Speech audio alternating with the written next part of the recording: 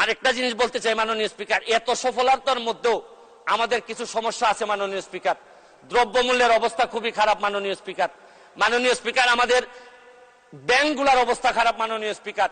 আমরা টাকা পাচার কোনোভাবে রোধ করতে পারতেছি না মাননীয় স্পিকার। আমি আজকের প্রথম দিনে আপনাদেরকে বিরক্ত করতে চাই না, এইসব নিয়ে আমি ভবিষ্যতে কথা বলবো। তবে একটা কথা মাননীয় স্পিকার বলে শেষ করতে চাই, মাননীয় প্রধানমন্ত্রীর, আমি সৌভাগ্য না দুর্ভাগ্য জানি না, একেবারে সামনেই পড়ছে আমার সিটটা মাননীয় স্পিকার। উনি সব আমারে দেখতে পান, আমরা তো নড়াচড়ার কোনো সুযোগ নাই, সব বিরোধী দল এবং স্বতন্ত্র উনার চোখের সামনে পড়ে গেছে। আমরা সংসদের বাইরেও নড়তে পারবো না, ভিতরেও পারতেছি না।